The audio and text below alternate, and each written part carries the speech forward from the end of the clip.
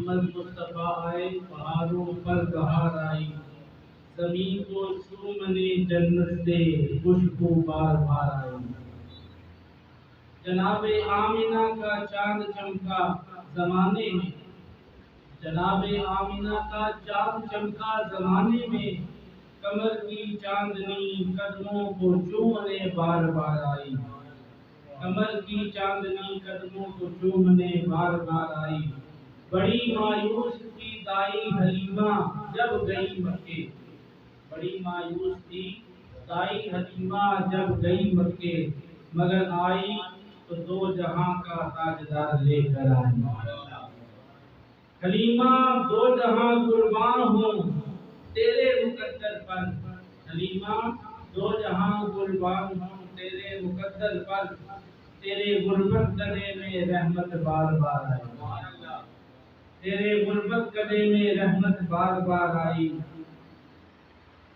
ربیع النور کی صبح یہ خبر مکے میں پھیل گئی، ربیع النور کی صبح یہ خبر مکے میں پھیل گئی، رحمت دو جہاں عبداللہ کے گھر میں آئی، رحمت دو جہاں عبداللہ کے گھر میں آئی۔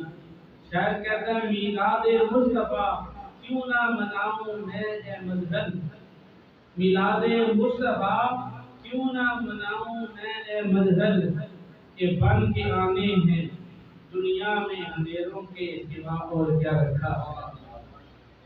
حضور تشریف لائے تو جانے لے کر آئے، بہاریں لے کر آئے۔ اللہ تبارک و تعالی ہم سب کو حضور نبی کریم صلی اللہ علیہ وسلم کی ذات مقدسہ پر بار بار کثرت کے ساتھ درود و سلام پڑھنے کی توفیق عطا فرمائے۔ حضور نبی کریم صلی اللہ علیہ وسلم کا فرمان ہے کہ بروز قیامت میرے قریب قریب وہ شخص ہے جو مجھ پر دنیا میں رہ کے کثرت سے درود پڑھنے والا۔ اللہ تعالی ہم سب کو اس دنیا میں جتنی بھی سانسیں ہماری باقی رہ رہی ہیں، اللہ اپنے اور اپنے محبوب کے ذکر میں گزارنے کی توفیق عطا فرمائے۔ میرے دوستو،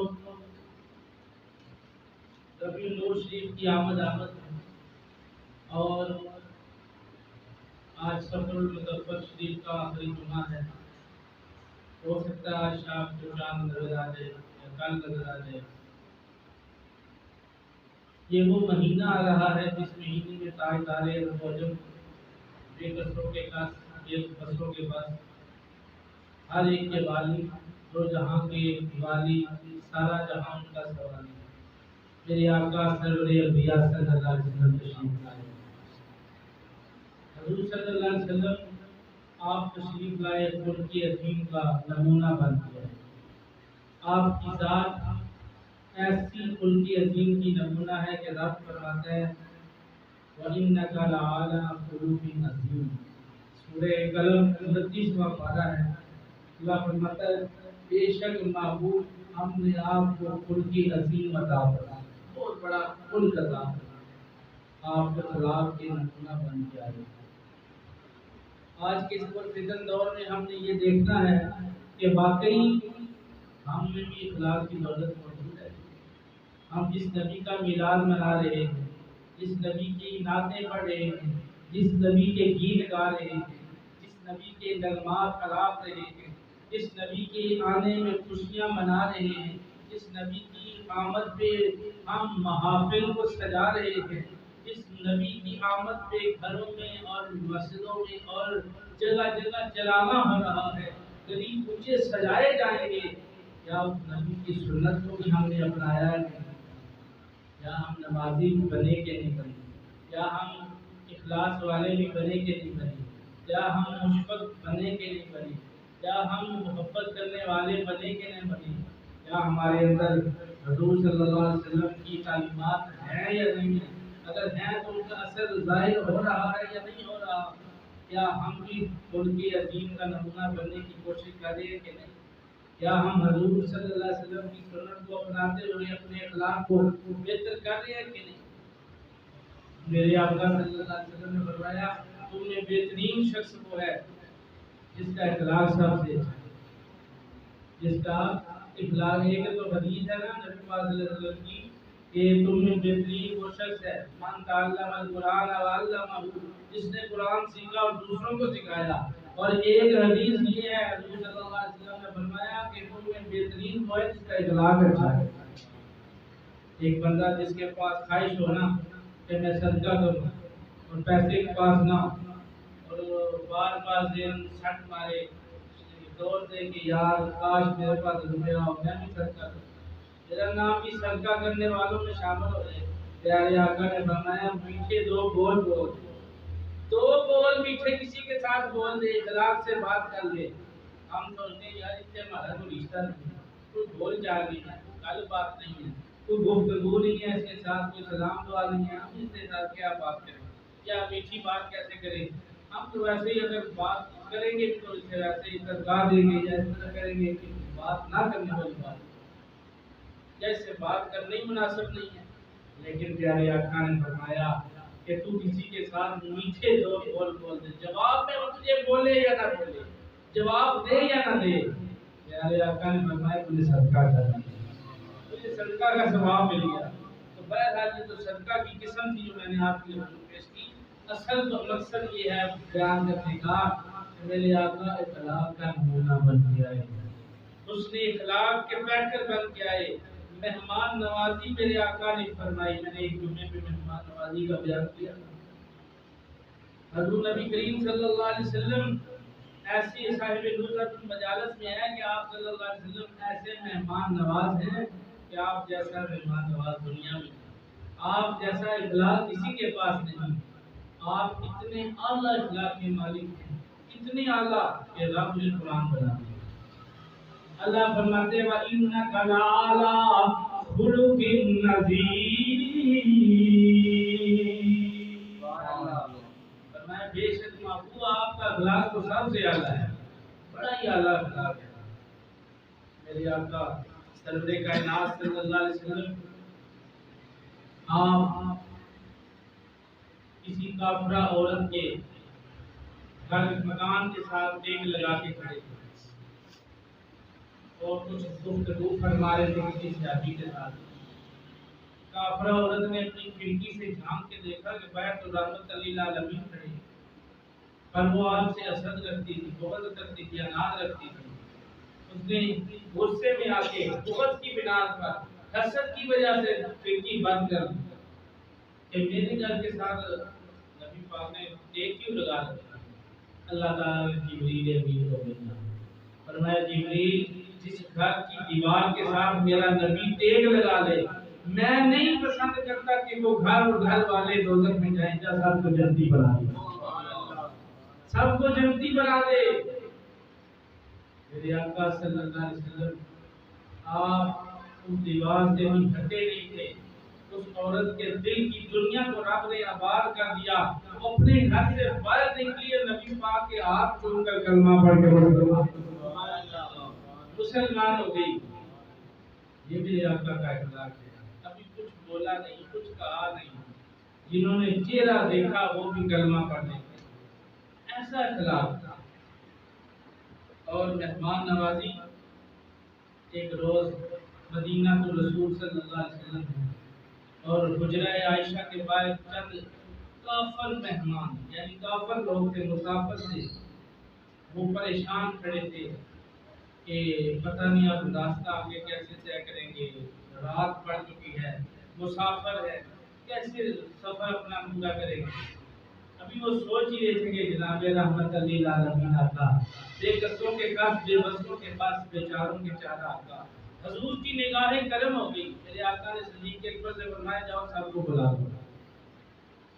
7-8 بندے تھے، آپ نے اس کے ابا کی ڈیوٹی لگائی، فلان سے ابھی آج اس کو ساتھ میں جا رات بسر کر مہمان نوازی کر اللہ بڑا اجر دیتا ہے۔ اے کافر، تو مہمان نوازی کافروں کی بھی کی جا رہی ہے، ہم مسلمان ہو کے کسی کافر کو حقارت کی نظر سے نہ دیکھیں، ہو سکتا ہے ہمارے اخلاق سے متاثر ہو کے وہ مسلمان ہوتے۔ میرے آقا نے اس تلوار سے کم بلکہ اخلاق کی تلوار سے زیادہ کام کیا، اخلاق سے زیادہ مسلمان کیے، اسلام پہلے ہی اخلاق سے۔ میرے آقا صلی اللہ علیہ وسلم نے سب کو مہمان بنانے کے لیے کہ کافر بتا دے دیا، ایک کافر آپ کے حصے میں آ گیا. صاحب نزہۃ المجالس علامہ عبدالرحمٰن صبوری علیہ السلام فرماتے ہیں کہ ایک کافر حضور کے حصے میں آیا.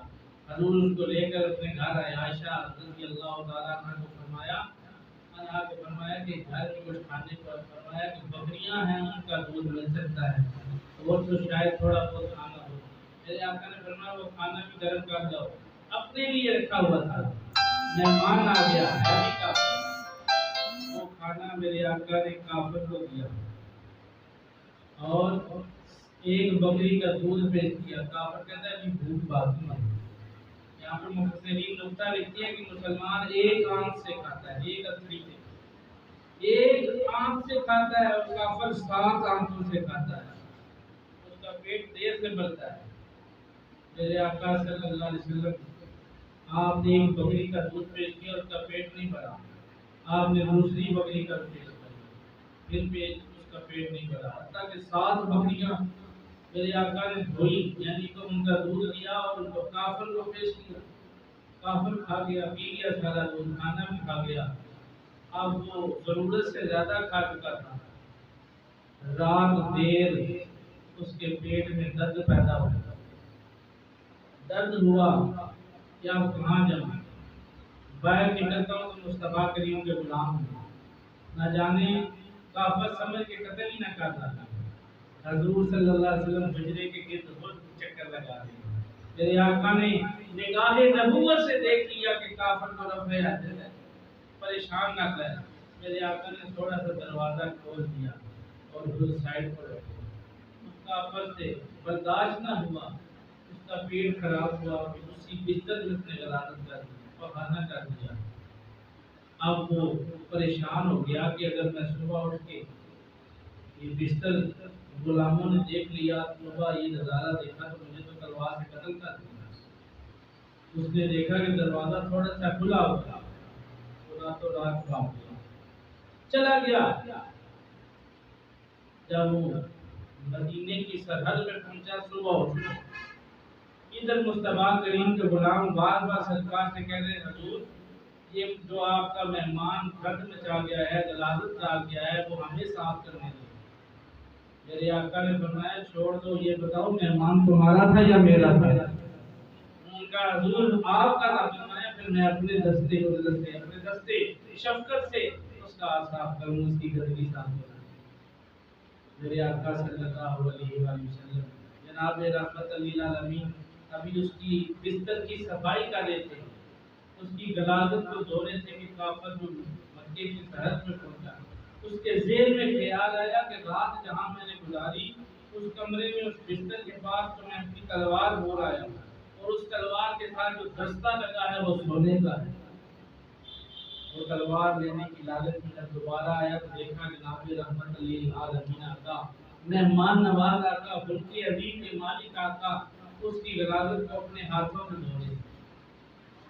حضور نبی کریم صلی اللہ علیہ وسلم کو اس طرح دیکھتے ہوئے بڑا شرمندہ ہوا, آگے بڑھا, آگے کہنے لگا حضور میں تو اپنی تلوار لینے آیا ہوں. میرے آقا نے مسکرا کے فرمایا میں تو تیرے ناشتے کے بارے میں سوچ رہا تھا کہ اس کا بندوبست کروں, بغیر بتائے تو چلا گیا. اب جانا نہیں, ناشتہ کر کے جانا ہے. جب اس نے حضور کا یہ حسن اخلاق دیکھا وہ کلمہ پڑھ کے مسلمان ہو گیا. حضور کے حسن اخلاق سے متاثر ہو کر, اور مکہ مکرمہ میں ایک نادار بڑھیا رہتی ہے, کمزور لاغر بڑھیا رہتی ہے. اس نے سن رکھا تھا کہ جو بھی حضور صلی اللہ علیہ وسلم کو دیکھتا ہے وہ کلمہ پڑھ کے مسلمان ہو جاتا ہے. اور اس نے مکے والوں کو, مشرکین مکہ کو یہ کہتے ہوئے سنا تھا کہ حضور صلی اللہ علیہ وسلم اعوذ باللہ جادوگر ہیں, کاہن ساحر جادوگر ہیں. وہ ایک دن ارادہ کرتی ہے کہ وہ مکہ چھوڑ دیں. اس نے حضور کو دیکھا نہیں ہوا تھا, اس بڑھیا نے ارادہ کیا کہ مکہ چھوڑ دوں گی. وہ اپنے گھر کی دہلیز پر بیٹھی ہوئی تھی اور اپنے کپڑوں کی گھر کی کچھ سامان کی گٹھیاں بنائی ہوئی تھی, پوٹلی ہم جسے کہتے ہیں وہ بنائی ہوئی. اچانک میرے آقا کا گزر, حضور سرور کائنات صلی اللہ علیہ وسلم تشریف لا رہے ہیں. انہوں نے بڑھیا کو دیکھا, بڑی پریشان ہے. آپ نے فرمایا بڑی بھی مائی جی کیا حال ہے، کیوں پریشان ہے؟ خیر ہو؟ اس بوڑھی عورت نے کہا بیٹا میں سہارا ڈھونڈ رہی ہوں کہ کوئی سہارا مل جائے اور یہ سامان اٹھا کر مجھے مکے کی سرحد تک لے جائے، میں شہر مکہ چھوڑنا چاہتی ہوں۔ حضور صلی اللہ علیہ وسلم نے فرمایا کہ اے بڑی بھی آپ مکہ کیوں چھوڑنا چاہتے ہیں، کیا وجہ؟ فرمایا اس لیے کہ یہاں پہ کوئی جادوگر آیا ہے، جو بھی اسے دیکھتا ہے کلمہ پڑھ کے مسلمان ہو جاتا ہے، اور وہ اپنے جادو کے اثر سے بڑے بڑے لوگوں کو کلمہ پڑھنے پر مجبور کر دیتا ہے اور کہتا ہے کہ میرا خدا اللہ ہے، کوئی کسی نئے دین کی بات کر رہا ہے، میں چاہتی ہوں کہ مجھ پر اس کے جادو کا اثر نہ ہو، میں بھی یہاں سے چلی جاؤں، بھاگ جاؤں، شہر چھوڑ دوں۔ حضور صلی اللہ علیہ وسلم ناراض نہیں ہوئے، آپ اس کی باتیں سنتے رہے اور مسکراتے رہے۔ آپ نے فرمایا چل بڑی بھی، اگر تیرا اس دنیا میں کوئی سہارا نہیں بنا تو میں تیرا سہارا بنوں۔ حضور بے قصوں کے سہارا بن گیا، بے بسوں کے چارہ بن گیا ہے۔ حضور نبی کریم صلی اللہ علیہ وسلم نے اس بڑھیا کی گٹڑی اٹھائی اور اس بڑھیا کے پیچھے بے سہاروں کا سہارا ہمارا نبی، سب سے اولا و اعلیٰ ہمارا نبی، کیا خبر کتنے تارے کھلے چھپ گئے پر نہ ڈوبے نہ ڈوبا ہمارا نبی، اپنے مولا کا پیارا ہمارا نبی، دونوں عالم کا دولہا ہمارا نبی، بھول گئی جس کے آگے سبھی بشریں، شمع وہ لے کے آیا ہمارا نبی۔ حضور صلی اللہ علیہ وسلم دنیا کے پیچھے پیچھے جا رہے، میٹھی میٹھی باتیں کرتے ہوئے جا رہے، گفتگو کرتے ہوئے جا رہے، کبھی اس کی سن رہے ہیں کبھی اپنی سنا رہے۔ جب مکے کی سرحد پہ پہنچی، اس بوڑھیا نے کہا کہ اے بیٹا، تو نے آج میرے بیٹا ہونے کا فرض ادا کیا ہے، کاش اللہ مجھے بیٹا دیتا تو تیرے جیسا دیتا۔ اے بیٹا تو بڑا خوبصورت نوجوان ہے، تیرا چہرہ بڑا نورانی ہے، پر میں تیرے لیے دعا کرنے لگا کہ تجھے ہر قسم کی آفات و بلیات سے یہ قدرت محفوظ رکھے۔ اللہ کا تو جانتی نہیں، مانتی نہیں تھی، کافرہ تھی، اور کہتی ہے کہ تجھے اللہ تجھے قدرت نظر بد سے بچا لے۔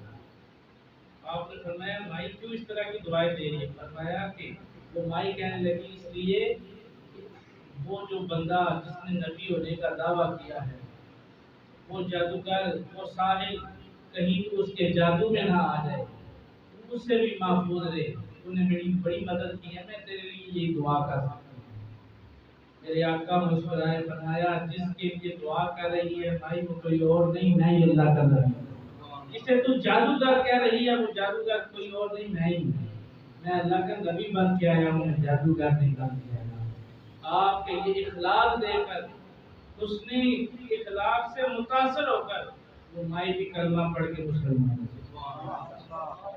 صاحب مجالس علامہ عبد الرحمن سبوری علیہ رحمہ فرماتے ہیں کہ حضور صلی اللہ علیہ وسلم نماز کی حالت میں نماز ادا فرما رہے ہیں، اور جب سجدے میں پہنچے تو ابو جہل نے ارادہ کیا کہ حضور صلی اللہ علیہ وسلم کو سجدے کی حالت میں نعوذ باللہ ختم کر دیا۔ پتھر اٹھایا اور حضور صلی اللہ علیہ وسلم کی طرف پھینکنے لگا، وہ پتھر اس کے ہاتھ کے ساتھ چپٹ گیا۔ اس نے بڑی کوشش کی کہ جدا کروں، لیکن جدا نہ کر سکا۔ پیارے آقا صلی اللہ علیہ وسلم نماز مکمل کرے، جن پر نازل ہونے والی کتاب کی حفاظت رب کر رہا ہے، اور جس پر نازل ہو کیا اس کی حفاظت رب نہیں کرے گا؟ حضور صلی اللہ علیہ وسلم نماز پڑھتے رہے، ابو جہل بھاگا۔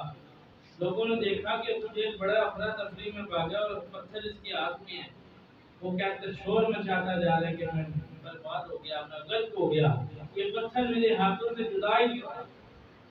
لوگوں نے کہا کہ تم نے کون سی نیت کی ہے، کیا ارادہ کیا تھا، کیا تیرے دل میں برا ارادہ ہوا کہ یہ پتھر تیرے ہاتھ سے جدا نہیں ہو رہا؟ ابو جہل کہنے لگا میں تو حضور کو ختم کرنا چاہتا تھا، حضور صلی اللہ علیہ وسلم کو صفحہ ہستی سے مٹا دینا چاہتا تھا، اس لیے یہ پتھر میں نے اٹھا کر سرکار کو مارنا چاہا کہ یہ پتھر حضور کو نہیں لگا اور میرے ہاتھ سے چپٹ گیا۔ بڑے بڑے کافر اکٹھے ہوئے، بڑے طبیب، بڑے سیانے، بڑے حکیم، بڑے دانا، سب نے یہی کہا اے ابو جہل، اگر یہ پتھر تیرے ہاتھوں سے کوئی جدا کر سکتا ہے تو صرف ذات مصطفیٰ صلی اللہ علیہ وسلم۔ جا حضور کے پاس جا کر معافی مانگ، اور حضور صلی اللہ علیہ وسلم سے کہہ جا کے یہ پتھر میرے ہاتھوں سے چھوٹ جائے۔ آیا حضور کی بارگاہ میں آ کے کہتا ہے محمد صلی اللہ علیہ وسلم مجھے معاف کر دیں، یہ پتھر میرے ہاتھوں سے جدا ہو گیا۔ میرے آقا رحمت للعالمین کافروں کے لیے بھی رحمت بن گیا۔ آپ نے دعا مانگی، اور جب دعا مانگی تو وہ پتھر ابو جہل کے ہاتھ سے جدا ہو گیا۔ ابو جہل کہہ لگا کے ہنسنا شروع کر دیتا ہے، کہتا دیکھو دیکھو لوگوں یہ کتنا بڑا جادوگر ہے۔ میرے آقا مسکرائے، فرمایا ابو جہل تجھے واقعی میں نے ابو جہل اس لیے کہا تھا کہ تو حکمت کا باپ نہیں، تو جہالت کا باپ ہے، تجھے نبوت سمجھ میں نہیں آ سکتی، عظمتاں نہیں سمجھیاں، خدائیاں تیرے نام دی، رب نے ودائیاں شاناں تیرے نام دی۔ جنہوں نے سمجھا وہ ابو بکر سے صدیق بن گئے، جنہوں نے میرے آقا کی نبوت کو سمجھا وہ عمر سے فاروق اعظم بن گئے، جنہوں نے حضور کی نبوت کو سمجھا وہ عثمان سے غنی بن گئے، اور جنہوں نے حضور کی نبوت کو شان کو سمجھا وہ علی مرتضی شیر خدا بنا، اور جنہوں نے نہیں سمجھا وہ ابو جہل بن گئے، شیبہ ولید جیسے کافر مشرک اور بے ایمان بن گئے۔ میرے آقا کی نبوت کو سمجھنے کے لیے اپنے اندر عشق مصطفیٰ پیدا کرنا۔ میرے آقا صلی اللہ علیہ وسلم کی بارگاہ ہے، بڑے بڑے کافر جن کو میرے آقا پناہ دیتے۔ مکہ فتح ہوا سن 8 ہجری، حضور صلی اللہ علیہ وسلم کی بارگاہ ہے۔ اب سارے کافروں نے سر جھکائے ہوئے کہ آج ہماری قید میں، آج پتہ نہیں کیا بنے گا، آج ہمیں پتہ نہیں کیا معاوضہ ہوگا۔ حضور صلی اللہ علیہ وسلم نے فرمایا لا تثریب علیکم اليوم، جاؤ کافرو میں نے تم سب کو معاف کر دیا۔ تیرے آگے ہم دبے رہے وہ سہا عرب کے بڑے بڑے، کوئی جانے منہ میں زبان نہیں، کوئی جانے جسم میں جان نہیں۔ اس حالت میں وہ ایک دوسرے کو دیکھ رہے تھے کہ ان کی جان کی بھی انہیں پرواہ نہیں تھی کہ آج پتہ نہیں کیا ہم سے حساب لیا جائے گا۔ وہ جنہوں نے حضور کے رستے میں کانٹے بچھائے تھے، نماز کی حالت میں اجڑیاں گرائی تھی، میرے آقا کو تانے کسے تھے، حضور صلی اللہ علیہ وسلم کو بکواسات کیے تھے، میرے آقا صلی اللہ علیہ وسلم فرمائے لا تثریب علیکم اليوم، جاؤ آج میں نے تم سب کو معاف کر دیا۔ سلام اس پر کہ جس نے خون کے پیاسوں کو کبائیں دی، سلام اس پر کہ جس نے خون کے پیاسوں کو کبائیں دی، سلام اس پر کہ جس نے گالیاں سن کر دعائیں دی۔ طائف کا میدان ہے، آخری عبادت کرتے ہیں، حضور نبی کریم صلی اللہ علیہ وسلم پر پتھراؤ کیا جا رہا ہے، آپ کا جسم مبارک لہو لہان ہو چکا ہے۔ حضرت زید بن حارث رضی اللہ تعالیٰ عنہ حضور سے عرض کرتے ہیں یا رسول اللہ صلی اللہ علیہ وسلم آپ دعا فرمائیں، اللہ تعالیٰ آپ کی دعا قبول فرمائے گا اور یہ لوگ نیست و نابود ہو جائیں گے، تباہ و برباد ہو جائیں گے، غرق ہو جائیں گے۔ میرے آقا مسکرائے، حفیظ نے لکھا یہ سن کے مصطفیٰ مسکرائے اور ایک دعا مانگی، خدا کا فضل مانگا اور ہوئے تسلیم و رضا مانگی۔ فرمایا میں اس دہر پر قہر و غضب بن کے نہیں آیا بلکہ میں اس دہر پہ رحمت للعالمین بن کے آیا۔ حضور نے فرمایا کہ میں بددعائیں کرنے والا نبی بن کے نہیں آیا، دعائیں کرنے والا نبی بن کے آیا۔ میرے آقا نے دعا فرمائی کہ یا اللہ یہ قوم مجھے نہیں جانتی، یا اللہ یہ تیری توحید کو نہیں سمجھ سکتی، میری رسالت کا اقرار نہیں کرتی، یا اللہ اس قوم کو ہدایت عطا فرما۔